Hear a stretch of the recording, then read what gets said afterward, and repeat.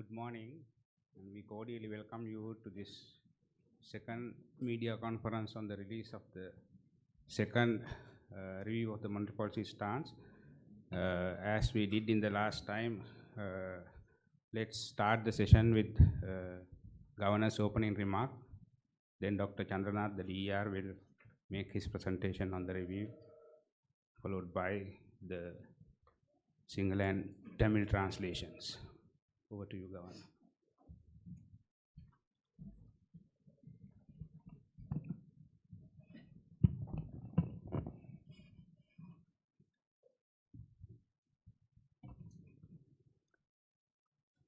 Good morning, everybody. I will be very brief. Last time I took welcome to the press conference on the second monetary policy review for the year 2020. The Monetary Board, which met yesterday, decided to maintain the current accommodative monetary policy stance of the central bank. As such, the policy interest rates that were reduced by 50 basis points will be maintained at the reduced level. We urge commercial banks to pass the benefit of our policy rate reduction in January to the borrowers without any further delay. At the same time, the Monetary Board extended an assurance to the market that adequate liquidity in domestic financial markets will be maintained to weather any impact arising from global developments, particularly due to the spread of the coronavirus or COVID-19. We have observed policymakers in many economies respond to the rapid spread of the virus through the globe.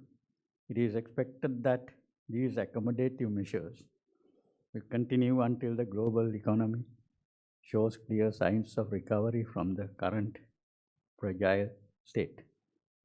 The ongoing developments will have an adverse effect on Sri Lanka as well, as the Director of Economic Research will explain in greater detail in his presentation. Nevertheless, we expect the Sri Lankan economy to do better in 2020 than in 2019 and record a growth rate of around 3.5 to 4%. Following the elections scheduled for end April 2020 and the convening of the new parliament in May, the expected political stability and the presentation of the budget will boost investor confidence further.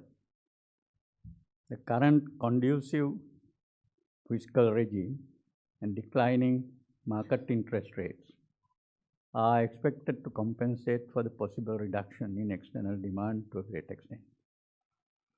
Another key development that I would like to highlight is the recent rise in inflation. In fact, headline inflation has overshot the projections.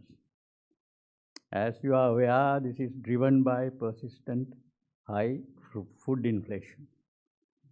Food prices have commenced declining, and we expect inflation to revert to 4 to 6% target range shortly and stabilize thereafter. The monetary policy also took note of developments in the other sectors of the economy. The exchange rate has shown greater stability, and the official reserves remain at healthy levels. Current growth is expected to continue its upward trend, particularly with declining lending rates. We expect financing requirements in 2020 is unlikely to add any excessive pressure to the market.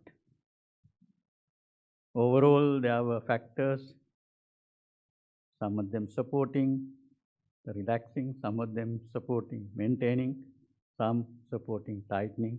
I would now like to request Director of Economic Research, to make a detailed presentation, following which we can have a discussion on the monetary policy stance, economic and financial sector developments, and other matters of general, maybe economic interest. Okay, thank you very much.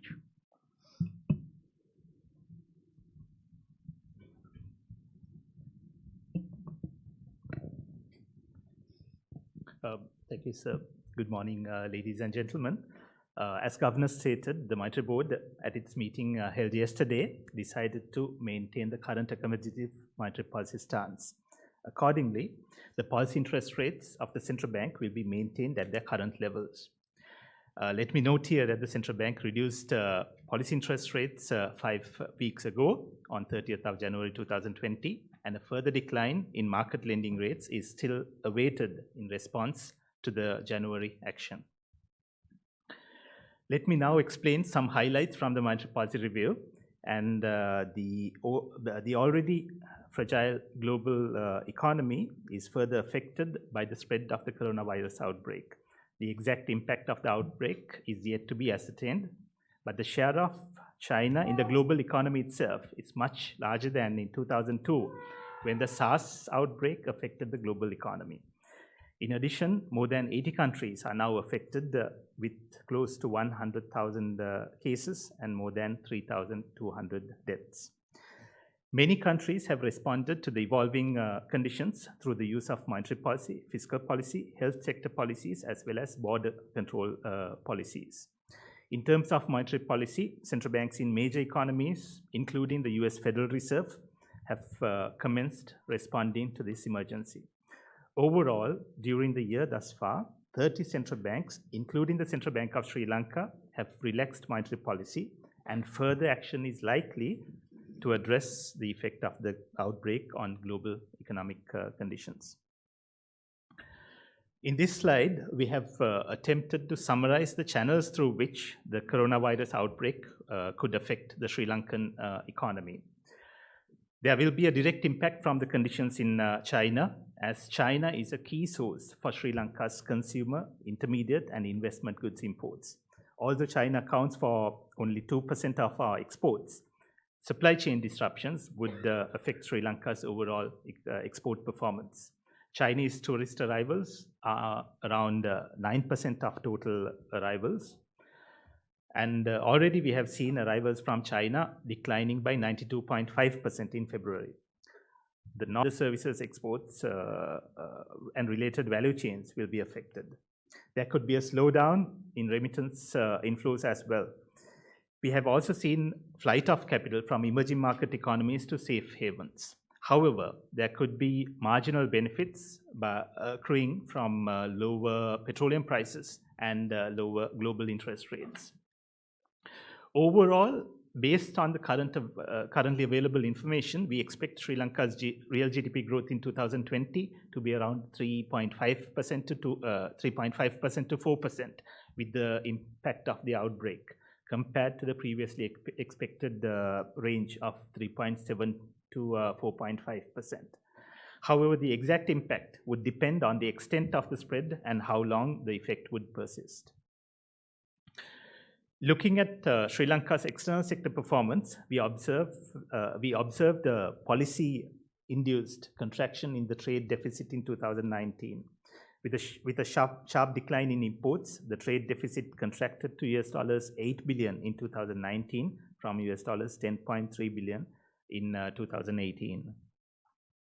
With regard to the other inflows to the current account, we saw an almost full recovery of tourism from the Easter Sunday effects by January 2020. However, with the coronavirus outbreak, tourist arrivals have declined by 12.2% in the first 2 months of 2020 year-on-year. We have seen workers' remittances accelerating in December 2019, and this has continued into January 2020 as well. The Sri Lankan Rupee has remained stable thus far in 2020. It has recorded a marginal depreciation of 0.2% or 40 cents against the US dollar so far during the year. We have seen foreign outflows from the government securities market But given that the outstanding foreign investment in the rupee-denominated government securities market is below US $500 million at present, we do not envisage any further outflows to exert pressure on the exchange rate. Thus far during the year, the central bank has purchased close to US $100 million from the domestic market on a net basis, and reserves that stood at US $7.5 billion by end January 2020 have further increased by end February. With declining market lending rates and improving business confidence, we expect credit growth to reach around 12% by end 2020. But demand for credit could be affected if the impact of the coronavirus persists.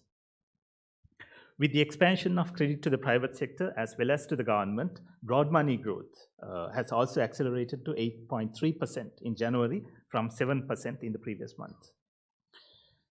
With regard to interest rates, we have seen a general decline in market lending rates, and we have also seen new deposit rates increasing.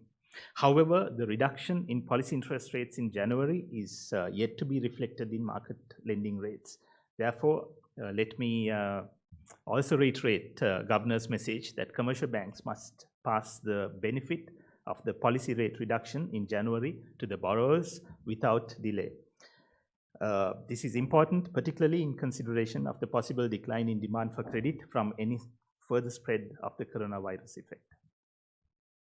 With regard to inflation, we have seen food inflation remaining stubbornly and unexpectedly high in January and February 2020. Food inflation in the CCPI basket shot up to 14.7% in February. From end February, however, we have seen food prices declining, and we expect inflation to stabilize in the 4 to 6% range within the next couple of months. Inflation is currently not driven by demand conditions as reflected in below 4% levels of core inflation. We do not envisage demand-driven inflation in the near term.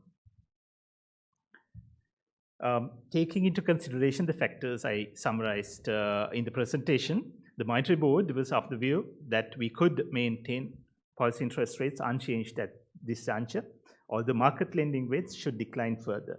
At the same time, the fluid global economic conditions will be monitored closely and adequate liquidity will be maintained in the domestic financial markets as required. Thank you, and with that, let me invite my colleagues, Dr. Lasitha Padberia and Dr. Sujitha Jekajeevan, Deputy Directors of Economic Research, to summarize the presentation in Sinhala and Tamil languages. Thank you.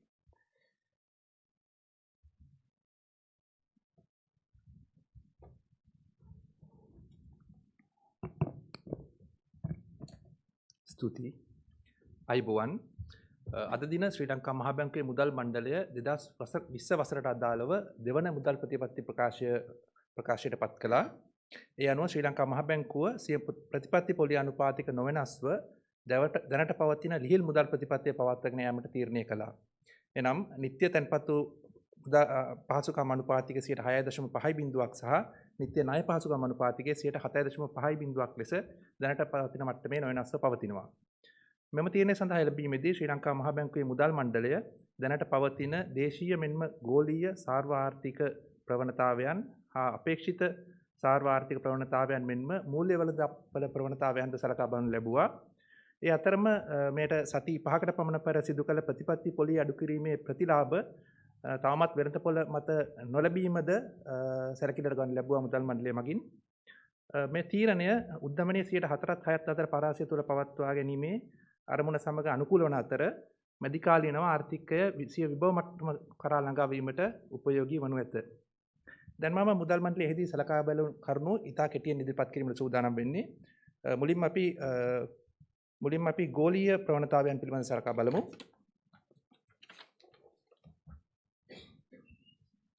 ඔබ දන්නා පරිදි corona වෛරසයේ ශීඝ්‍ර ව්‍යාප්තිය ගෝලීය වශයෙන් හදිසි සෞඛ්‍ය තත්ත්වයක් දක්වා වර්ධනය වීම සහ ඒ වසංගතයක් බවට පත්වීමට හැකියාව තියෙනවා. එමගින් 2020 වර්ෂයේදී ගෝලීය ආර්ථිකය යථා තත්ත්වයට පත්වීම කෙරෙහි සැලකිය යුතු තර්ජනයක් එල්ල වී තිබෙනවා. මේ හේතුව නිසා ගෝලීය වශයෙන් මුදල් ප්‍රතිපත්තීන් විශාල වශයෙන් ලිහිල්කරණයට ලක්වෙමින් පවතින අතර ගෝලීය ප්‍රතිපත්ති සම්පාදකයන් ඉහළ ප්‍රතිපත්ති සහයක් දක්වනු ඇතැයි අපේක්ෂා කරනවා. ඒ සමගම ශ්‍රී ලංකා ආර්ථිකයටත් මෙමගින් යම්කිසි බලපෑමක් එල්ල වෙනු ඇතැයි අපි විශ්වාස කරනවා. මෙම වෛරසය පැතිරීම මගින් ශ්‍රී ලංකා ආර්ථිකය කෙරෙහි ප්‍රධාන වශයෙන් මාර්ග දෙකකින් බලපෑම් එල්ල වෙනු ඇතැයි අපි විශ්වාස කරනවා. එකක් තමයි ඍජුවම චීනය හා සම්බන්ධ ආර්ථික කටයුතු වල පසුබෑම. ඒත් සමගම ගෝලීය ආර්ථිකයේ සිදුවිය හැකි පසුබෑම හේතුවෙන් ශ්‍රී ලංකා ආර්ථිකයට බලපෑමක් එල්ල වෙන්න පුළුවන්. මෙහිදී අපනයන ආනයන සංචාරක ඍජු ප්‍රේෂණ යන ක්ෂේත්‍ර කෙරෙහි ඍණාත්මක බලපෑමක් ඇතිවිය හැකි අතර කනජ තෙල් මිල අඩුවීම සහ ගෝලීය පොලි අනුපාතික අඩුවීම මගින් යම්කිසි ආන්තික ධනාත්මක බලපෑමක් ඇති කිරීමට හැකියි. මෙම බලපෑම් මගින් දැනට ඇති දත්ත අනුව අපි විශ්වාස කරනවා 2020 දී ආර්ථිකයේ වර්ධනය ශ්‍රී ලංකාවේ 3.54 පමණ වන වෙයි කියලා. මෙයට පෙර එය 3.7ත් 4.5ත් අතර වනු ඇතැයි අපි පුරෝකථනය කළා. ඒ වුණාට ශ්‍රී ලංකා ආර්ථිකයට වන නිශ්චිත බලපෑම ගෝලීය වෛරසයේ ව්‍යාප්තිය ප්‍රධාන ආර්ථිකයන් හා අපගේ වෙළඳ හවුල් කාර්යකරුවන්ගේ ප්‍රතිපත්තිමය ප්‍රතිචාර මතද රඳා පවතිනවා. දැන් අපි දේශීය ආර්ථිකයේ විදේශීය අංශය වෙත යමු. 2019 වසරේදී ආනයන ශීඝ්‍ර ලෙස අඩුවීම සහ අපනයන සුළු වශයෙන් වැඩිවීම හේතුවෙන් වෙළඳ හිඟය සැලකිය යුතු ලෙස අඩු වුණා. පාස්කු ඉරිදා සිදු වූ අවසානවන්ත ප්‍රහාරයේ බලපෑමෙන් පසුව සංචාරක අංශය ශීඝ්‍රයෙන් යථා තත්ත්වයට පත්වෙමින් තිබුණා. ඒත් කොරෝනා වෛරසයේ පැතිරීම හේතුවෙන් සංචාරක අංශය නැවතත් යම්කිසි පසුබෑමක් ඇති වනු ඇතැයි අපි විශ්වාස කරනවා. 2019 වසරේ පළමු මාස 11 තුළදී මන්දගාමී වූ විදේශ සේවා නියුක්තකයන්ගේ සම්ප්‍රේෂණ 2019 දෙසැම්බර් මාසයේ සහ 2020 ජනවාරි මාසයේදී යම්කිසි වර්ධනයක් පෙන්නුම් කළා. එක්සත් ජනපද ඩොලරයට සාපේක්ෂව ශ්‍රී ලංකා රුපියල සුළු වශයෙන් අවප්‍රමාණයක් 2020 වසරේදී මේ දක්වා සිදු වුණා. ඒත් පුළුල් වශයෙන් එය ස්ථාවරව පැවතුණා. 2020 වසරේ ජනවාරි මාසයේ අවසාන වන විට දල නිල විදේශීය සංචිත ප්‍රමාණය එක්සත් ජනපද ඩොලර් බිලියන 7.5ක් වූ අතර එය මාස 4.5ක ආනයනය අවනය කිරීමට ප්‍රමාණවත් වෙනවා. අපි දැන් මුදල් අංශය වෙත යමු. 2020 ජනවාරි මාසය තුලදී වාණිජ බැංකු මගින් පෞද්ගලික අංශය වෙත ලබා දුන් ණයෙහි වාර්ෂික ලක්ෂමය වර්ධනයක් පෙන්නුම් කළා. ඉදිරියේදී දැනටමත් අපි ක්‍රියාත්මක කරලා තියෙන ප්‍රතිපත්තීන් හේතුවෙන් ඉහළ ණය වර්ධනයක් ඇති වෙනු ඇතැයි අපි බලාපොරොත්තු වෙනවා. පෞද්ගලික අංශය වෙත ලබා දුන් ණයෙහි වර්ධනය හේතුවෙන් පුළුල් මුදල් සැපයීමේ වාර්ෂික ලක්ෂමය වර්ධනයක්ද 2020 වර්ෂයේදී අපි ජනවාරි මාසයේදී සිදු වුණා. වෙළඳපොළ ණය පොලි අනුපාතික තවදුරටත් පහළ යනු ඇතැයි අපි විශ්වාස කරනවා.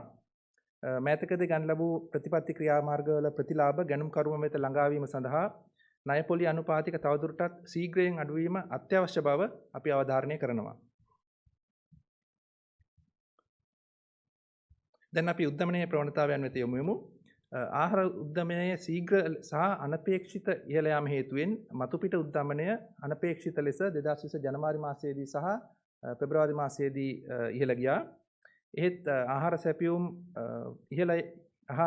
ඉහළ යාම හේතුවෙන් ආහාර මිල පෙබරවාරි මාස අවසානයේ සිට අඩුවමින් පවතිනවා. සැපයුම් අංශයේ යම්කිසි බාධා හේතුවෙන් తాවකාලික විචලනයක් නැති වුණත් මැද කාලීනව උද්දමනය 4.6ත් අතර පවතින ඇතැයි අපි අපේක්ෂා කරනවා.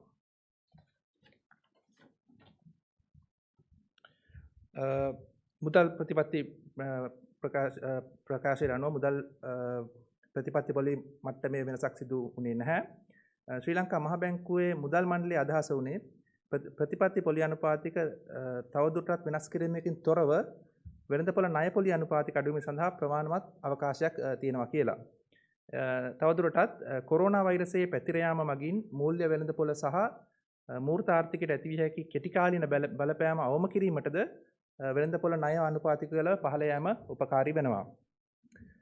ඉදිරි කාලයේදී ස්ථායී ආර්ථික තත්ත්වයක් පවත්වාගෙන යාම අදහස පෙරදැරිව කොරෝනා වෛරසය ගෝලීය වශයෙන් පැතිර යාමෙහි බලපෑම සහ මගින් ශ්‍රී ලංකාවට වන බලපෑමද ඇතුළුව දේශීය හා ගෝලීය සාර්වාර්ථිකයේ සහ මූල්‍ය වෙළඳපොළ ප්‍රවණතාවයන් ශ්‍රී ලංකා මහ බැංකුව අඛණ්ඩව නිරීක්ෂණය කරනවා. අවශ්‍ය වූ විටක දේශීය මූල්‍ය වෙළඳපොළ වෙතට ද්‍රෝශීලතාව සැපයීම සඳහාද ශ්‍රී ලංකා මහ බැංකුව සූදානමින් සිටිනවා. ස්තුතියි.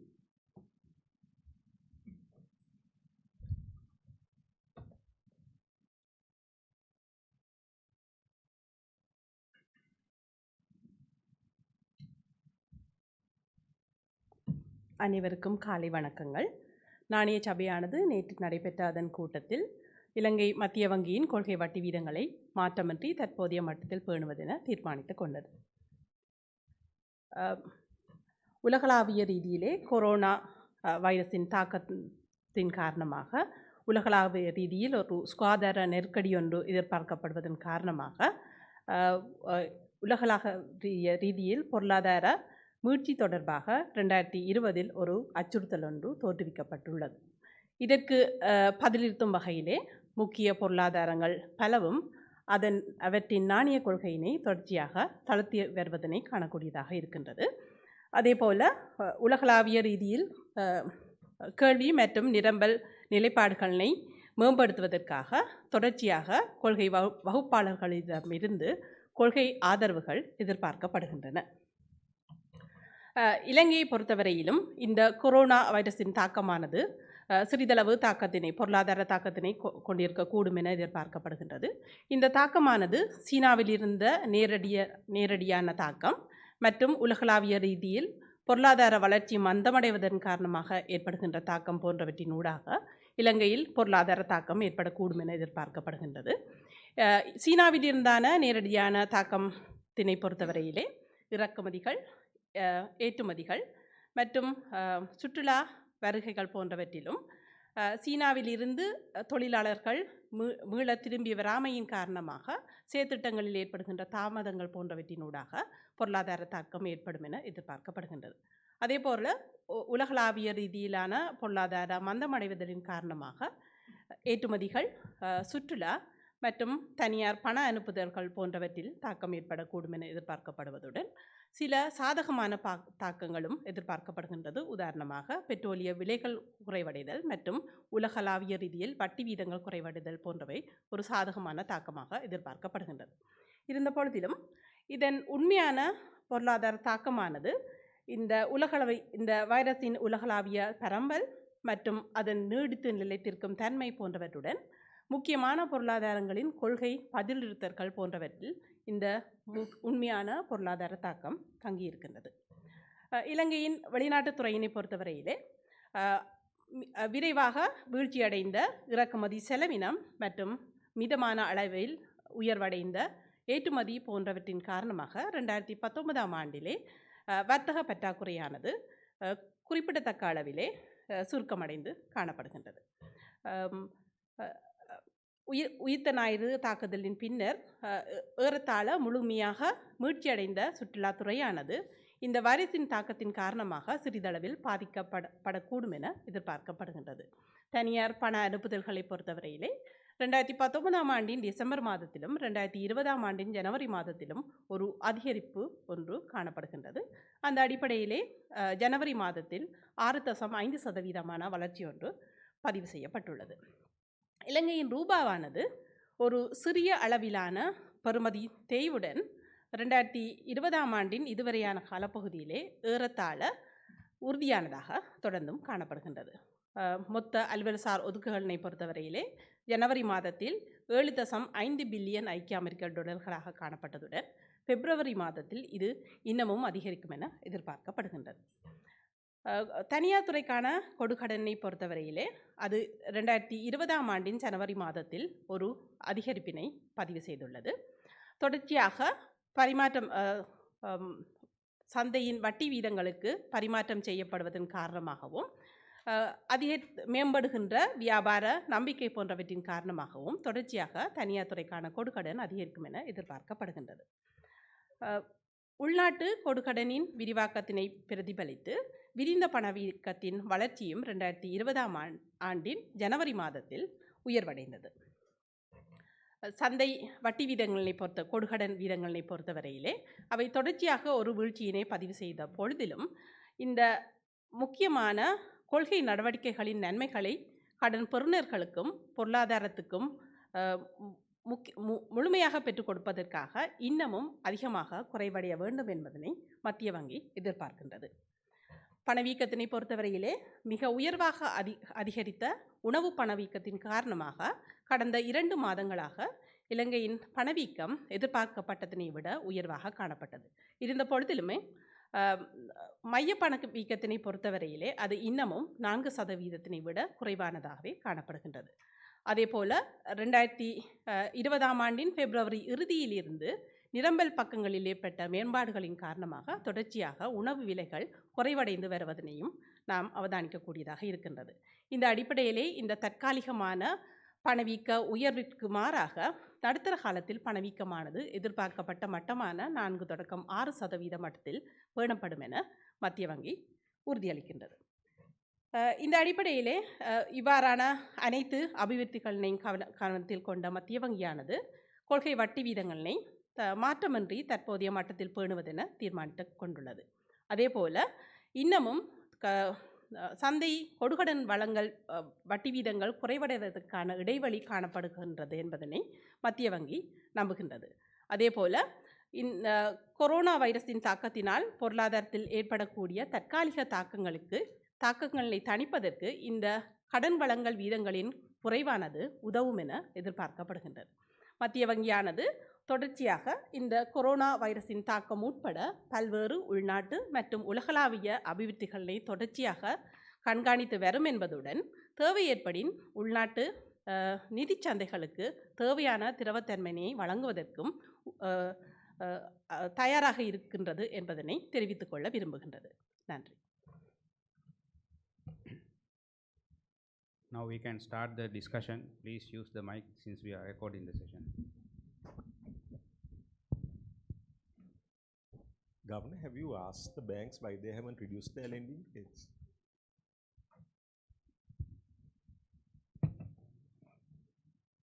We have discussed with them, requested them to reduce. Of course, in monetary policy measures, there is what is called this transmission mechanism that usually takes several months. We hope that the banks will respond positively this time. By about when? Any time frame, Governor? By about this month? It's difficult to say, but how was credit growth last month? The numbers were given there. February. Numbers are given there. That's only up. යම්කිසි තක්සේරුවක් කළා තියෙනවද 2020?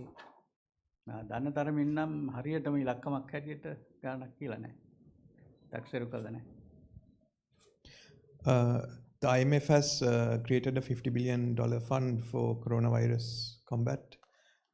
Are you planning to draw from that? Are you aware of? No, that's usual IMF emergency assistance. The facilities are there available. If there's going to be a significant impact on any member country can apply for that. But for that, I think one has to, build up a case in terms of external financing gap, how much is required. I think it is too early for any country. If there's a country which has, which has been affected adversely, probably then they would be eligible.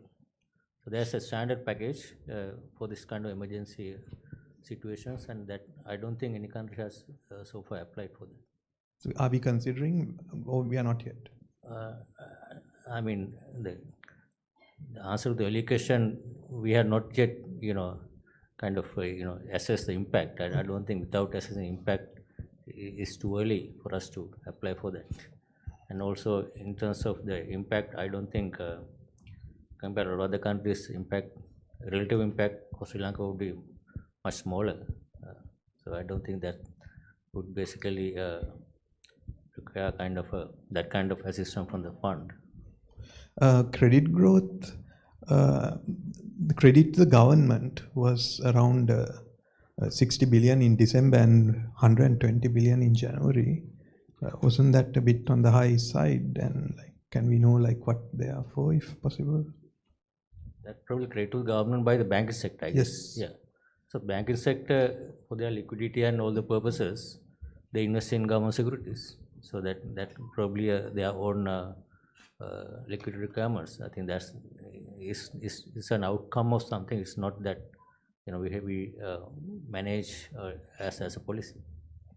And liquidity surge was seen in the domestic money markets from February 26 to March 2nd. It went up to about 60 billion, and then we have managed to reduce it to about the normal levels. What was that? Liquidity surplus recent, what was it? There was a profit transfer for the central bank. That's about 24 billion. That's one of the key. And are you expecting shortages of supplies of raw materials from China for any industry? Because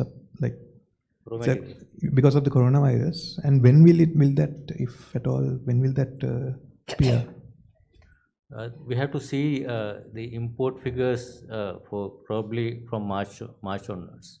It's too early for us to. I think there are a lot of evidence to suggest the supplies or the raw materials and production from China has been delayed, and that would have an impact on a lot of industries. I think that's one of the reasons the imports may not be growing as much as what we thought, not only in Sri Lanka, for other countries. So basically, international trade is slowing down already because of the supply chain disruptions happening due to coronavirus.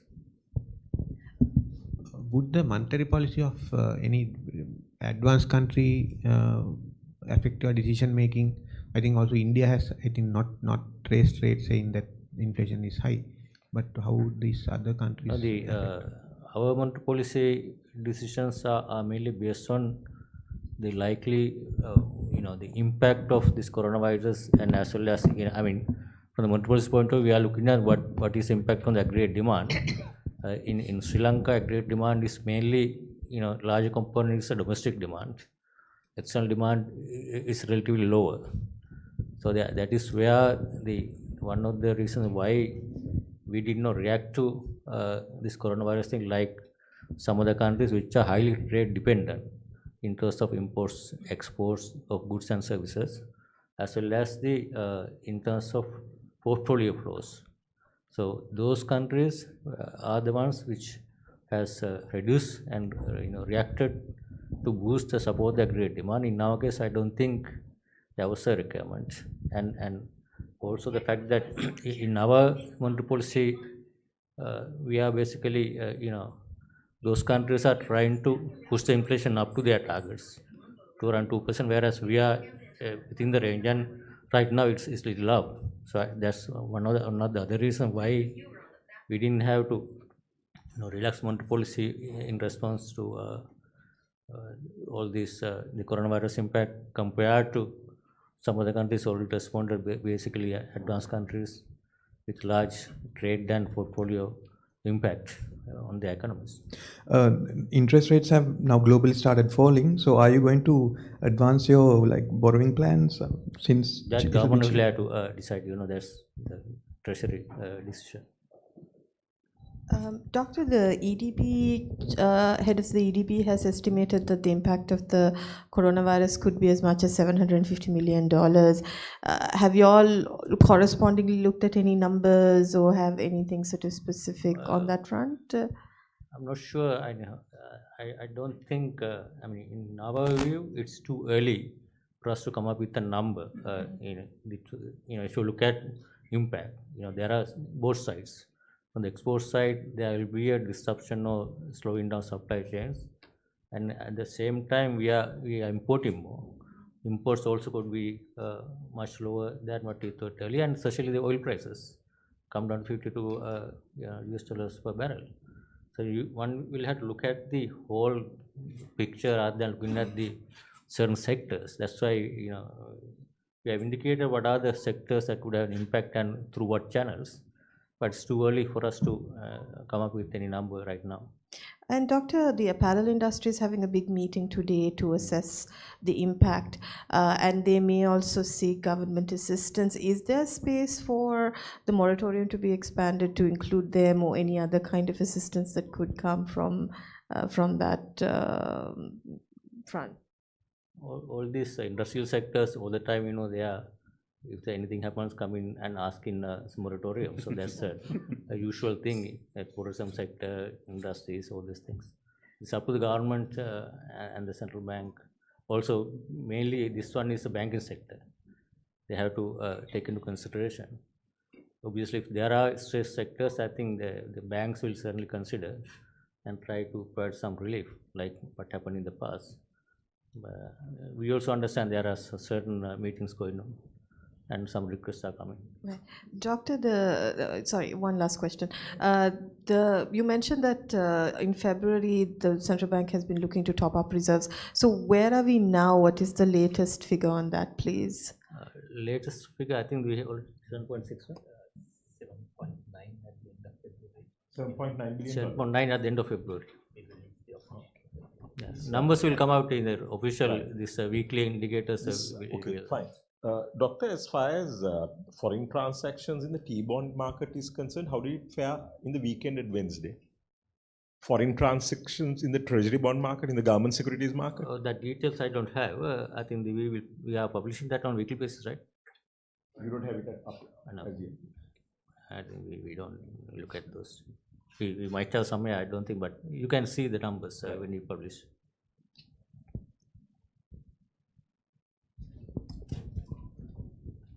With regard to the debt dynamics, now I think China has refused to support us, and now we are in a precarious state. India is also not in a position to give us. So how are we going to service our debts? And now that we are in an election cycle, physical slippages are possible. So don't you see every aspect of the economy going to be, including the BOP, now with the corona crisis, going to slump further down? The comment that you made, we are not aware of this. China has repulsed, India has repulsed. That's not information. That's information which is not available to us. But government has a clear borrowing plan for the year, for the first half and second half. So that probably the first half is this. They are working with what they call loan from Chinese Development Bank, CDB loan. I think our understanding that has made a good progress, and that probably will materialize within a couple of weeks. This new borrowing from China. Then after the election, then once the budget is presented, there will be a borrowing plan for the next year, or even for the second half of this year. What's the value of the Chinese loan, doctor, which we are working on? I think that their indication is between 1 to 2 billion. So it could be 1.235, like, final number has not been finalized yet. Banks have said that because of the loan moratorium, some loans may be restructured more than the 2 times, as in your indication, the interpretation of SLFRS 9. So is there going to be a massive increase in impairments, and have you sort of calculated the effect of that? With regard to that, we are in the middle of discussion with the CA Sri Lanka. So far, we have not come up with the numbers. But is there going to be an impact? Still, we don't have a clear idea about that, because earlier the indication was that there was no impact. But we are having a discussion with the CA Sri Lanka right now.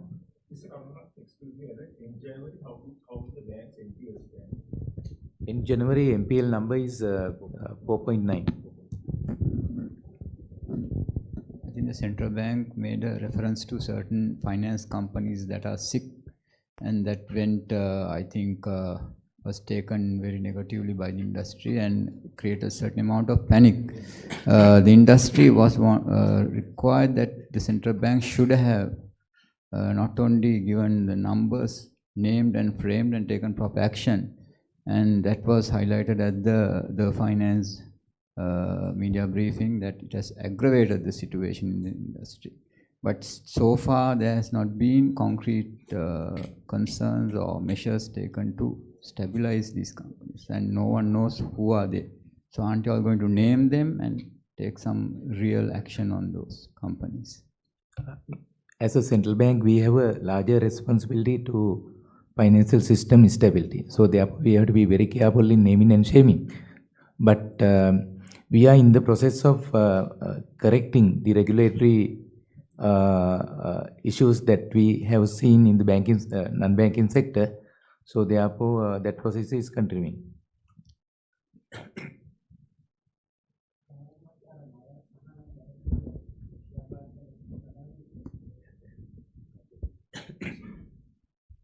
ඒක කොපමණ පිරිසක් ලබාගෙන ඒක ප්‍රගතිය කොහොමද මේ වෙනකොට අර SME sector එකට දුන්න ණය සහනයක් ඒක කොච්චර පිරිසක් අරගෙන තියෙනවද ඒකේ ප්‍රගතිය කොහොමද මේ වෙනකොට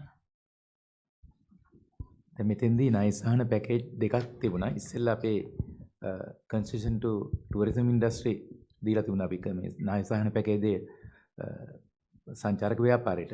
එතෙන්දී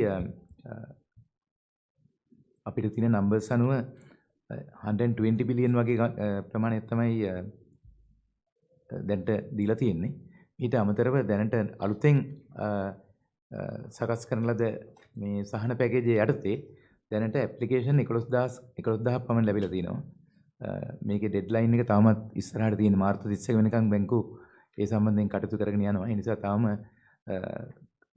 දැනට බැංකුව කටයුතු කරගෙන යනවා. නමුත් 11000ක් ඇප්ලිකේෂන් ලැබිලා තිනවා. මේකෙන් performing customers යටතේ ඒ කැටගරි එකට තියෙනවා 6500ක් විතර. non performing යටතේ 4600ක් ලැබිලා තියෙනවා.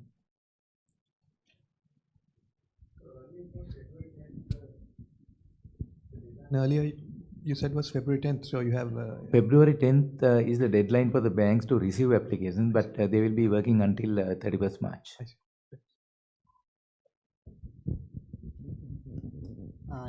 නීතිපතිතුමා උපදෙස් දුන්න පොලිස්පතිතුමාට අර බැඳුම් කර වංචාව සම්බන්ධයෙන් දැන් මහ බැංකු සේවකයෙකුත් ඉන්න සමන් කුමාර කියලා. ඒතර ඔහු බැඳුම් කර කොමිෂම තියෙන කාලේ අපිට මතකයි මේ තෙල් බවුසර් දෙකක් එහෙම ගත්තා ලක්ෂ රුපියල් කෝටියක් විතර වටින ඒ වගේ මේ බැඳුම් කර කොමිෂමේදී අනාවරණය වුණා. ඒතර ඒ පුද්ගලයා සම්බන්ධයෙන් මේ මහ බැංකුව මේ වෙනකොට ගෙන තියෙන ක්‍රියාමාර්ග මොනවද?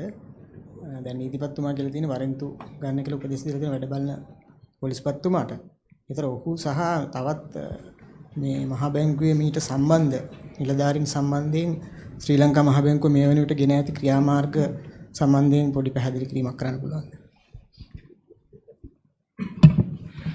Personal Commission of Inquiry report එක ආවට පස්සේ ඒකේ සහ ඊට පසුව කරන පරීක්ෂණ වලින් ලබාගත් තොරතුරු අනුව මහ බැංකුවේ සම්බන්ධයෙන් යම්කිසි විනය ක්‍රියාමාර්ග බැංකුව ඇතුළත විනය ක්‍රියාමාර්ග රාශියක් කරන් තියෙනවා. ඒ අනුව ඒ සේවකයන් කිහිප දෙනෙක් දැනට අර වැඩ තානාංකමට ලක් වෙලා තියෙනවා. ඊට අමතරව වැඩි සේවයේ ඉන්න අය සම්බන්ධයෙන් විනය ක්‍රියාමාර්ග අරගෙන ඒව ක්‍රියාත්මක වෙන යන ඉදිරියට. ඒක නම් වශයෙන් සඳහන් කරන්න මම හිතන්නේ ඒක මේ සුදුසු නැහැ කියලා.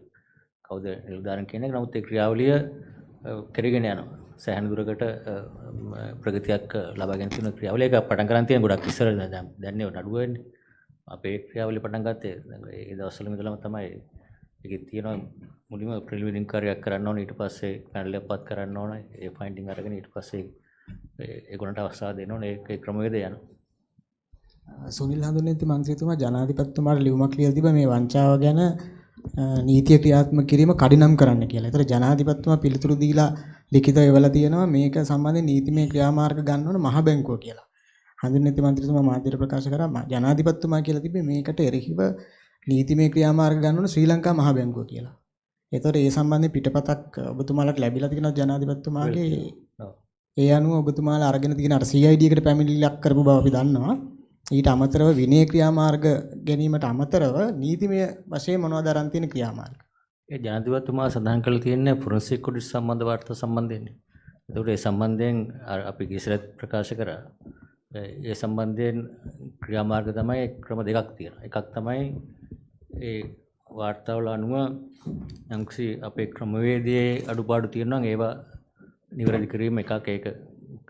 ඒක පවතින කරගෙන යන ක්‍රමවේදය තවදුරටත් ඒක තියෙනවා. ඒක කරන්න මහා මුදල් මණ්ඩලය මගින් කටයුතු කරගෙන යනවා. ඊට අමතරව එක එක යම්කිසි පුද්ගලයන්ට විරුද්ධව චෝදනා තියෙනවා නම් ඒකටත් වෙනම අර කියන විදිහේ ක්‍රියාමාර්ග අරගෙන බැංකුව ඇතුලෙන් හෝ එහෙම නැත්නම් නීතිපතිතුමා සහ විගණකතුමා සම්බන්ධ වෙලා ඒ ක්‍රියාමාර්ගය කරගෙන යන වක්කීම ඒක ජනාධිපතිතුමා දැන් සහතික කරලා තියෙනවා. ඊට කලින් ඉඳලාම මේ වාර්තාවට පස්සේ මුදල් මණ්ඩලය මගින් යම්කිසි කටයුතු ආරම්භ කරලා තියෙන ඒ සම්බන්ධයෙන් කොහොමද කටයුතු කරන්න කියලා ඉදිරියට නීතිපතිතුමා සමග සාකච්ඡා කළා. يعني නීතිපතිතුමා සමග සාකච්ඡා කරන තියෙන ඉදිරියට නීති ක්‍රියාමාර්ග ගන්න තියෙන අයට ඒක බැංකුවේ තුල යම්කිසි ආකාරයක නිලධාරීන්ට යම්කිසි දේවල් තියෙනවා නම් ඒ ගැන බැංකුව ඇතුලෙන් ක්‍රියාමාර්ග ගන්නවා. ෆොරෙන්සික් ඔඩිට් වලට දැන් ගෙවන්න අතිරේක මිලියන් 36ක් විතර තව ගෙවන්න මේ කැබිනට් පත්‍රිකාවක් දාලා තිබ්බ මුදල් ඇමතිතුමා මහින්ද රාජපක්ෂ මහත්මයා. එතකොට දැන් ඒ විගණ වාර්තාව සඳහන් වෙන්නේ මේ මහ බැංකුව ක්ලයන්ට් විදියට සේවාදායකයා විදියට. එතකොට මහ සේවාදායකයෙක් තෘප්තිමත් වුණොත් තමයි යම්කිසි කාර්යයක් සම්බන්ධයෙන් මුදල් ගෙවන්නේ. ඒ තෘප්තිමත් නැත්නම් ඒක නැවත මේ අවශ්‍ය ප්‍රමිතියට ඒ වාර්තා සකස් කරන්න කියලා නැවත ඒ ආයතනට දැනුම් දීමක් කරන්න පුළුවන්. ඒතර මහ බැංකුවේ මුලින් මිලියන ගාණ ගෙවලා තව දැන් මිලියන 36ක් අලුතෙනුත් අතිරේක වියදම් වශයෙන් ගෙවන්නත් කටයුතු සූදානම් කරලා තියෙන්නේ. ඒ විගණන වාර්තා සම්පූර්ණයෙන් ශ්‍රී ලංකා මහ බැංකුවේ මුදල් මණ්ඩලය සෑහීමටපත් වෙලා තියෙනවා. ඒවයි ප්‍රමිතිය සම්බන්ධයෙන් ගණනය කිරීම සම්බන්ධයෙන් සෑහීමකටපත් වෙලාද ඒ මොකද මහජන මුදලින්ද මේ මහ බැංකුව ගෙවනකොට අන්තිමේදී මේ මහින්ද රාජපක්ෂ මහත්තයා කැබිනට් එකට දාලා මේ මහජන මුදලින් මේවා ගෙවන්නේ. එතකොට එහෙම මෙන්න මේ දේවල් තමයි අවුට්කම් ඒ කියන්නේ ඩිලිවර් කරන ඩිලිවරබල්ස් කියලා තිබුණා. ඒතකොට ඒ අනුව මුදල් මණ්ඩලය තමයි ඒ ඩිලිවරබල්ස් දීලා ඒකට කොන්ත්‍රාක්තුව දුන්නේ. සාමාන්‍ය කොන්ත්‍රාක්තුව. එතකොට ඒ ඩිලිවරබල්ස් අනුව යා රිපෝට් එක ඩිලිවර් කරලා තියනවද කියන එක කරලා තියෙනවා නම් ඒක සෑමකට තමයි කොන්ත්‍රාක්තුවේ මුදල් ගෙවන්න ඕන. එතකොට රිපෝට් එකේ තියෙන දේ කියන එක ඒගොල්ලෝ ඉන්ඩිපෙන්ඩන්ට් රිපෝට් එකක්. තියෙන දේට කැමතිද නැද්ද කියන එක නෙවෙයි මෙතන තියෙන. ටීවර් එකේ තියෙන විදිහට යාගොල්ලෝ රිපෝට් එකේ සීලම කරුණු හදාරලා ඒක රිපෝට් ඒ වාර්තාවල තියෙනවා නම් එතකොට අපිට කොන්ත්‍රාත්තුව අනුව මුදල් මණ්ඩලය වැඩිමත් වෙනවා ගෙවන්න. ඒ අනුව මුදල් මණ්ඩලය විතර නෙවෙයි ඒක කැබිනට් මණ්ඩලය අනුමත කළා තමයි ගෙවන්නේ. ඒ අනුව තමයි. It's already public, yeah. It's published now. You can see everywhere. It's Parliament. What about the 6th forensic audit? What is the status of the 6th forensic audit? 6th forensic audit has not been finalized, but we from the Cabinet Tender Committee, they have already taken a decision with regard to the identifying the party and all those things, the particular forensic auditor. But still there are few steps to be taken. We need to inform the judicial authorities and also the cabinet. So that is pending. After you administered this loan price controls, we saw annual credit growth actually falling, and the last 5 months of last year, private credit growth was around 5%, so, or less. So in that context, was the loan price control successful? It's not price control. So what we have seen is that since August, there has been an absolute increase in private sector credit growth that has continued until December. In January, it was only a marginal increase. But anyway, the monetary policy measures or other regulatory measures are taken in anticipation of what would happen in future. So it takes time. There would be a lag in transmission. So the effect of the measures taken that the measures that we have taken in the past would be felt during this year in particular. But we have seen an absolute increase in private sector credit growth during the period from August to December. It is only the year-on-year growth of private sector credit that has decelerated. Now, last year at the start, you set a goal of I think 15%, and then you revised it down to 12%. It ended much lower. So this year, how confident are you that the goal you set now will be reached?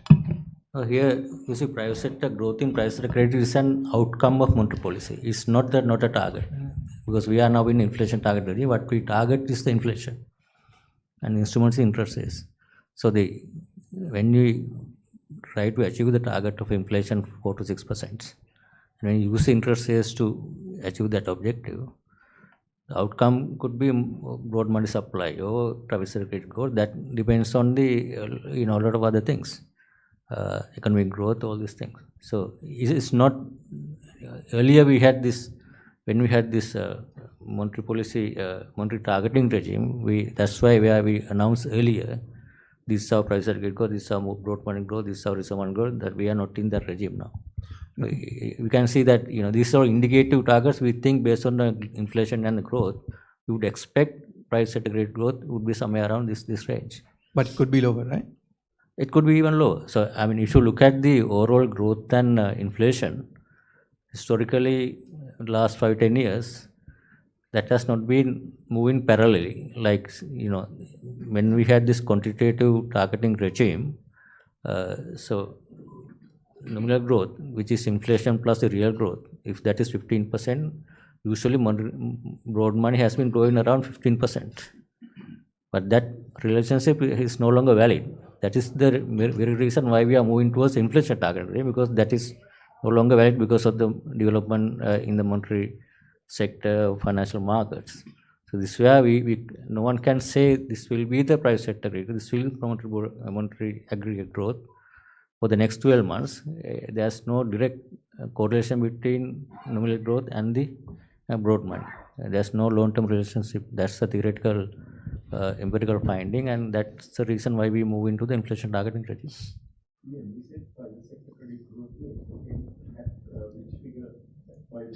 This year we would expect to around 12 to 13%, but that could vary.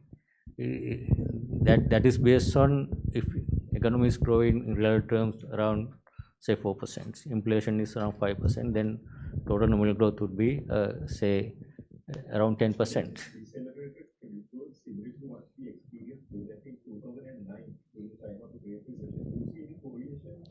Those days there was a direct relation between the nominal growth and private sector credit or broad money. This is no longer there now. Karunaratne මහත්මයා ETI තැන්පත්කරුවන් සම්බන්ධයෙන් මේ වෙනකොට මහ බැංකුවේ තියෙන වගකීම මොකක්ද? මොකද? ETI තැන්පත්කරුවන් සම්බන්ධයෙන්. ETI ආයතන සම්බන්ධයෙන් දැනට credible proposal එකක් නැහැ කිසිම. ඒ නිසා මෙතෙන්දී තවත් අධිකරණ ඉදිරියේ නීතිමය කාර්යයක් තියෙනවා. ඒ නිසා මෙතෙන්දී අපි ඒ කාර්යයන් සහ රජයේ ස්ථාවරය සමග ඉදිරියට යෑමට තමයි බලාපොරොත්තු වෙන්නේ. තැන්පත්කරුවන් සම්බන්ධයෙන් මහ බැංකුවට වගකීමක් නැද්ද? තැන්පත්කරුවන් සම්බන්ධයෙන් මහ බැංකුවට තියෙන වගකීමක් තියෙනවා. නමුත් එතෙන්දී අපිට ඒ මහ වගකීම යටතේ දැනට තියෙන්නේ ඩිපොසිට් ඉන්ෂුරන්ස් ස්කීම් එකේ යටතේ වැඩිපුර ඩිපොසිටර්ස්ලට ප්‍රතිලාභයක් ලබා දෙන ආකාරයට මේ ලයිසන් එක සස්පෙන්ඩ් කරලා ගෙවීමට තමයි. නමුත් ඒක අපිට යම් බාධක නිසා ක්‍රියාත්මක කිරීමට හැකියාවක් ලැබිලා නැහැ. අනිත් කාරණේ තමයි රජයේ වාණිජ්‍ය බැංකුව ඇතුළුව පෞද්ගලික වාණිජ්‍ය බැංකු සියල්ලම මේ වෙනකොට ඉතිරි කිරීමේ තැන්පතු සඳහා අවම ශේෂයක් පවත්වා නොගැනීම මත සේවා ගාස්තුවක් අය කරන බවට වාර්තා වෙලා තියෙනවා. බැංකුවලට ඒ විදිහට සේවා ගාස්තු අය කරන්න පුළුවන්ද? يعني අවම ශේෂයක් පවත්වාගෙන ගියේ නැහැ කියලා. ඒ අපේ මං හිතන්නේ රෙගුලේෂන්ස් වලින් එහෙම බාධාවක් නැහැ. බැංකුවල අය කිරීම සේවා ගාස්තු කොමිස් කියන ඒවා ඒගොල්ලන්ගේ මාකට් මෙකැනිසම් එකෙන් තීරණය කරන්නේ. නමුත් අපි කියලා තියෙනවා මේ හැම දෙයක්ම පබ්ලිෂ් කරන්න. ඒ කියන්නේ දැනගන්න වෙබ්සයිට් එකේ තොරතුරු දෙන්න. ඒකට ඕන කෙනෙකුට ඒක කම්පෙයාර් කරලා බලලා ඒ අනුව තීරණයක් ගන්න තමයි කියලා තියෙන්නේ. දැනට අපේ පාලනයක් නැහැ. ඉතින් මම හිතන්නේ සාමාන්‍යයෙන් අවම තැන්පතුවක් තියාගන්න කියලා කියනවා. ඉතින් ඒක නැති වෙනකොට charge එකක් බැංකුවල ඉතින් ඒක මොකද ඒ වෙනුවෙන් transaction cost එකක් තියෙනවා. ඉතින් transaction cost එක නිසා බැංකුව සාමාන්‍යයෙන් එහෙම charge කරන්න දැන් යොමු වීමක් තියෙනවා වෙන්න පුළුවන්. කිසිම බැංකුවක් එහෙම disclose කරන්නේ නැහැ මෙහෙම එහෙම ඒ තොරතුරු අපි බලන්න. ඒක වැරදි. disclose නොකර charge එකක් කරනවා නම් ඒක තහනම්. අපි කියලා තියෙන්නේ සියලුම මේ වගේ ගන්න charges disclose කරන්න කියලා. එතකොට ඒක අපි බලන්නම් ඒ ගැන.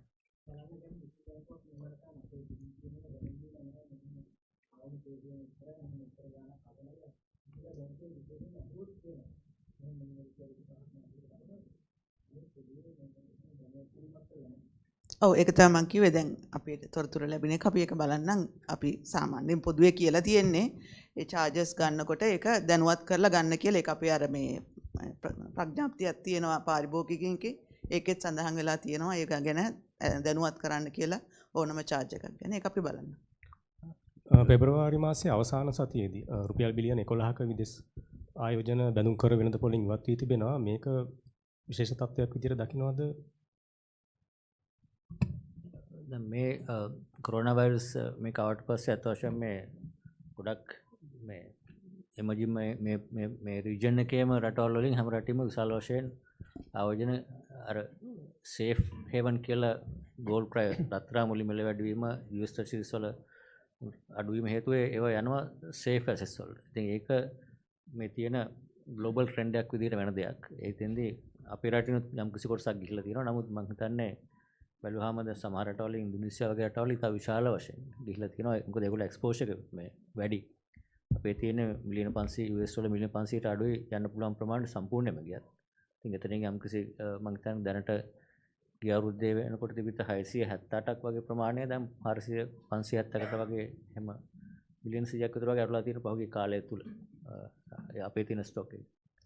ඒක සංසන්දනාත්මකව ඒකේ ලොකු බලපෑම් තුන ඒ නිසා තමයි අර විනිමය අනුපාතයට බලපෑමක් තරම් උනේ නැහැ. ස්ථාවර තිබුණා. ඒ මුදල් ගිහිල්ලත් වෙළඳ පොළ තුලින් ඒක මේ මුල්‍යන කරන්න පුළුවන් වුණා. අපේ දේශීය විදේශ විනිමය මුදල් වෙළඳ පොළ තුලින්. විනිමය අනුපාතයට ලොකු බලපෑමක් නැතුව දැන් සෝෆා මේ වෙනකම්. කොපමණ කාලයකට පස්සේද මම හිතන්නේ බිලියන 91යි අන්තිමටම ප්‍රමාණය තිබ්බේ. ඒක මට්ටමට පහුගිය දවස්වල ටිකක් වෙරලා තිබුණා. මේ අතන පාකිස්තාන දෙක තුන තුල යම්කිසි ආකාරයක ක්‍රමක්‍රමයෙන් ඒක අපේ රටේ විතරක් නෙවෙයි හැම රටේම තියෙන අපේ යම්කිසි ප්‍රමාණයක් අපේ ගිහිලා තිබුණා. Doctor, this Chinese loan is it coming under the active liability management? No, that's for normal this year financing. So can we draw down the whole thing before April? Is it under the borrowing limit, or do we have to phase it to 2 tranches? I think this is within the borrowing limit approved by the under the bottom accounts. Weerasinghe මහත්මයා ඔබ මුලදිම කිව්වා අහපු ප්‍රශ්නයකට උත්තර දුන්නා.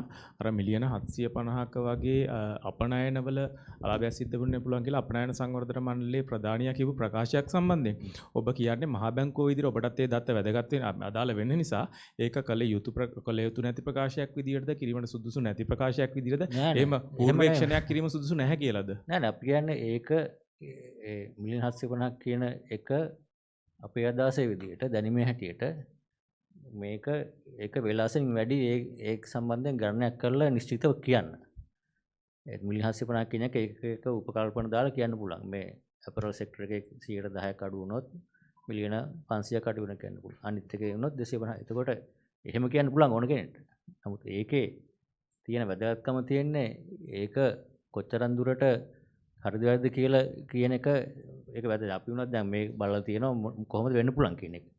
ඉතින් කැමති කෙනෙක්ට ඕන කෙනෙක්ට ඒ ගැන දැන් අපි දරුවොත් එක රිසර්ච් කරන අය රිසර්ච් හවුසස් වලින් කියනෝනේ මේ ඉම්පැක්ට් එකක් වෙන්න පුළුවන් කියලා. ඒක ඉන්ඩිපෙන්ඩන්ට්ලි කනෙක්ට් කරන්න පුළුවන්. ඒක ඉතින් අපි කිසි වරදක් දකින්නේ නැහැ ඒකේ.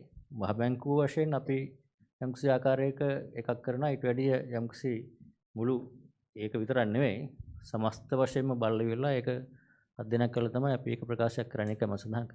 නැතු ඒක කරන එක ප්‍රශ්නයක් නෑ අපිට. කරන එක හොඳයි. ඒක යම්කිසි ජනතාවට අර ඒ අදාළ කර්මාන්තවල දැනගැනීමක් ගන්න පුළුවන් නේද? ඒගොල්ලෝ සමහර විට එක කර්මාන්ත වලින් කතා බහ කරලා වෙනත් ඒක ඒ ගැන අදහසක් ගන්න නැත්නම්. තව එක ප්‍රශ්නයක්. දැන් මේ වෙනකොට අවදානම් සහගත මූල්‍ය සමාගම් ගැන සමහර ඒවා ගැන කතා කරා. මූල්‍ය සමාගම් වලට ලබන 2021 වසර වෙනකොට ප්‍රාග්ධනයේ ඉහළ දමා ගැනීමක් සම්බන්ධයෙන් අනිවාර්ය කිරීමක් හෝ නියෝගයක් කරලා තියෙනවද ශ්‍රී ලංකා මහ බැංකුව විසින් මෙච්චර ප්‍රමාණයකට ඉහළ දමා ගන්න ඕනේ කියලා? මූල්‍ය සමාගම් වලට ප්‍රාග්ධනය 2021 2.5 බිලියන් තියෙනවා.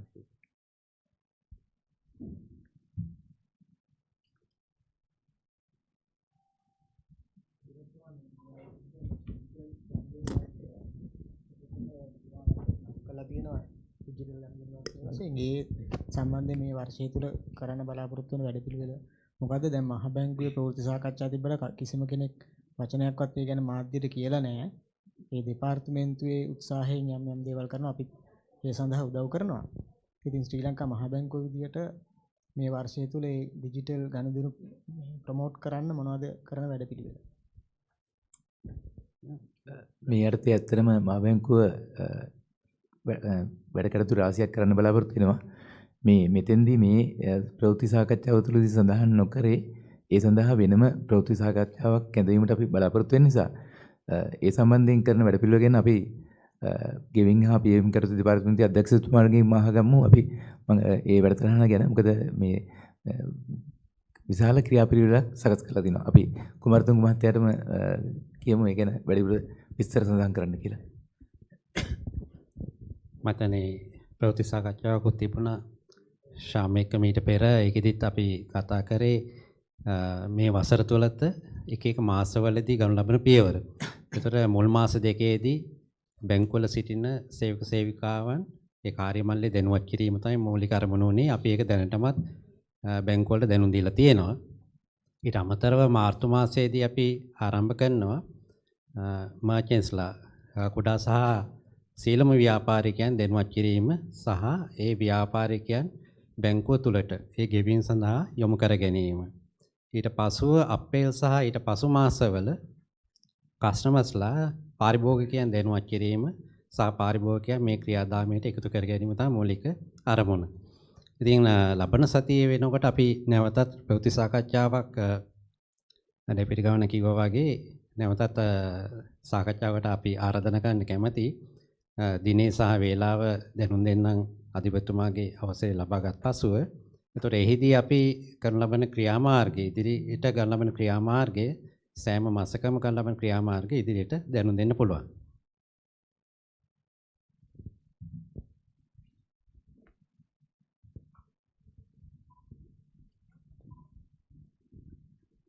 It seems there are no questions, so let's wind up the session.